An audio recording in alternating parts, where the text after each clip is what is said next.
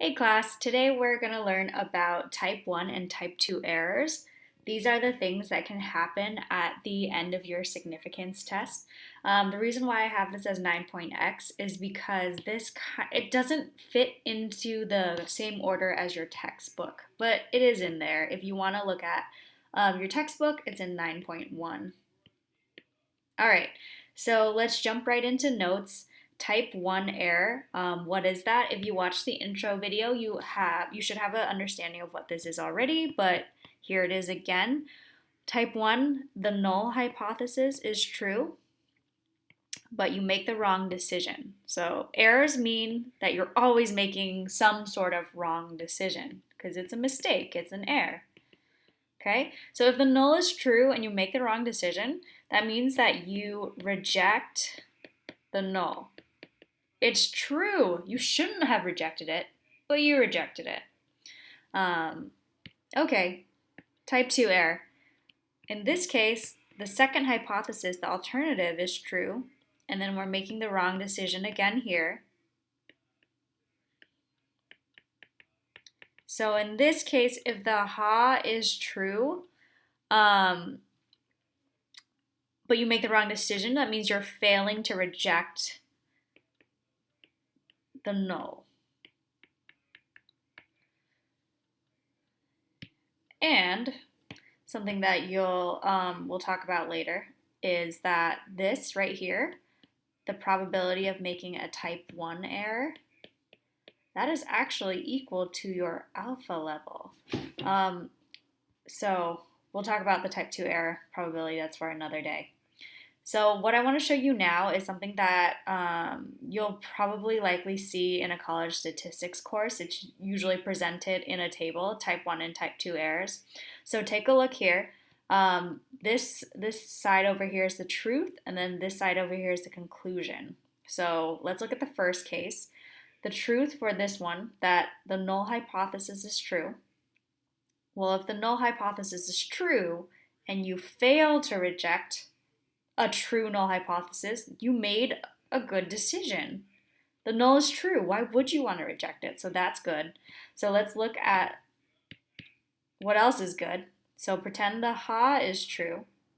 So if the ha is true and you reject the null, that's also a good decision.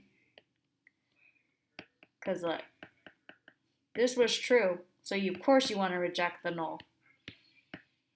All right, so the other two sections, right here and right here, this is where the bad things happen. So if the null is true, but you reject the null, that is your type 1 error. Okay, and then lastly, this would be type 2. Because the ha is true, the second hypothesis is true, and then you make the wrong decision. So I wanted you to see this table because you'll probably see it again in college. All right, example problem. So today's problem is not going to require any math, I believe. So you can put your calculators away, hopefully. A shoe company in Rockford, Michigan improperly disposed of chemicals which have leaked into the groundwater. That's terrible.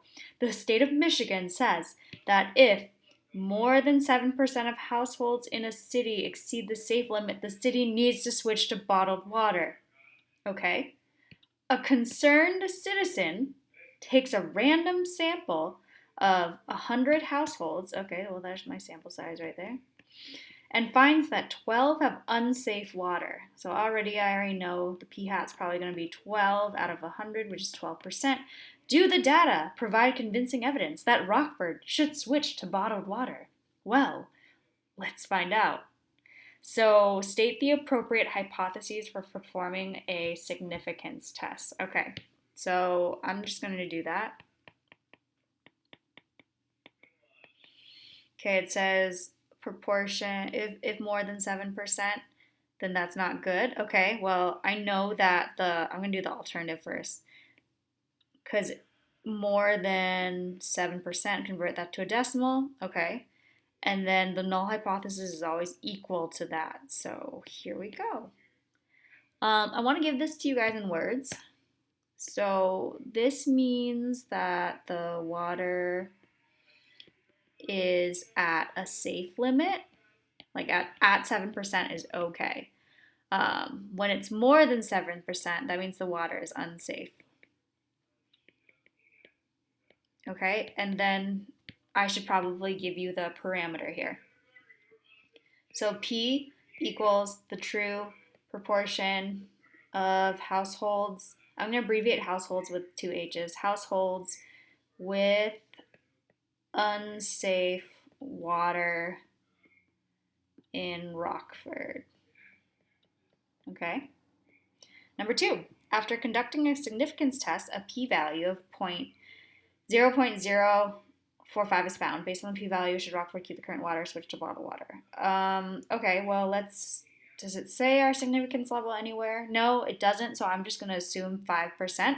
So remember, if the p-value is low, lower than your significance level, p-value is low, we reject the null. So this is lower than 5%. So I'm going to go ahead and reject this guy right here, reject the null. All right. 0.045 is less than alpha level 0.05. We reject. We have convincing evidence, abbreviating here, convincing evidence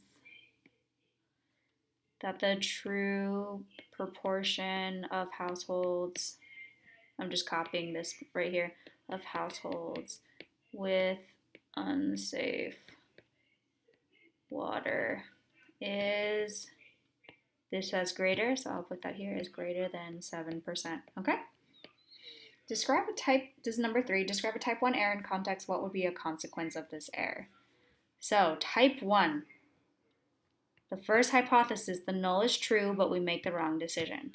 So let me, how do I organize? Okay, so the hoe is true. So if you say the hoe is true and you make the wrong decision, you get no credit. Why? Because it says context. I need the context of the problem. So if the hoe is true, that means that the water is at a safe limit. So I'm going to say water is safe.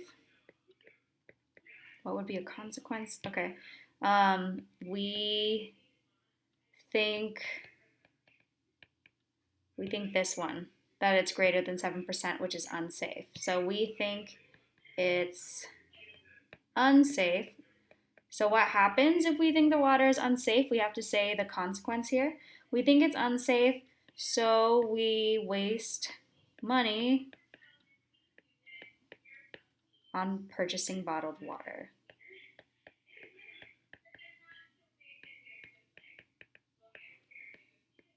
Okay, number 4, given the water is safe, how often will this error occur? So given that the null is true, how often will we make the mistake and we think that the null is false? This will happen 5% of the time. Oops, 5%.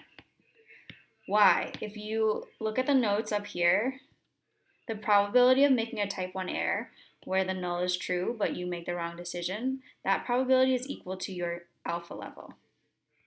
So our alpha level was assumed to be 5%. So I'm just going to write this here to remind you, probability of type 1 error equals your alpha level. That's why it's 5%. You're only wrong 5% of the time. Hopefully. Okay, next question. Describe a type 2 error in context. So that means the ha is true, but you make the wrong decision. So the reason why I'm putting this in parentheses is because you don't need this for your answer. You need the context, but I like to remind myself. So I just, like, even when I'm taking a test, I write this and then I give the context. Okay, so if the ha is true, what was the ha? The ha said the water is unsafe. Okay, so in real life, the water is unsafe,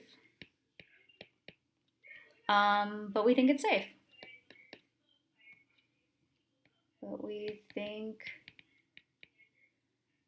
it's safe. So what happens if we think that this water is safe?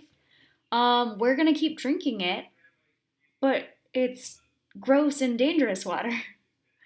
So we are drinking dangerous water,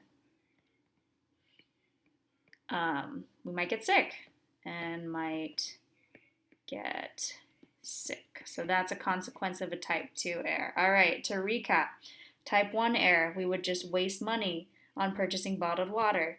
Type 2 error, we'd be drinking dangerous water and we might get sick. So because these are errors, there's always some sort of consequence. All right, so number 6, which error is more serious in this case, type 1 or type 2? Explain. Typically here, it depends. You can argue for either one. Sometimes you might feel more strongly about another one. It really doesn't matter as long as your explanation is sound. So I'm going to say that type 2 is worse here because drinking unsafe water. Oops, my computer is going crazy. Okay. Drinking unsafe water leads to health problems. And to me, that's a big deal. If you were going to defend type 1, you could say type 1, that would waste a lot of money for the city, which could go towards something more beneficial. Okay, that's it. Come see me in office hours today if you need any help. The check for understanding down here, I'm going to have built into the Google form for you. Okay, bye.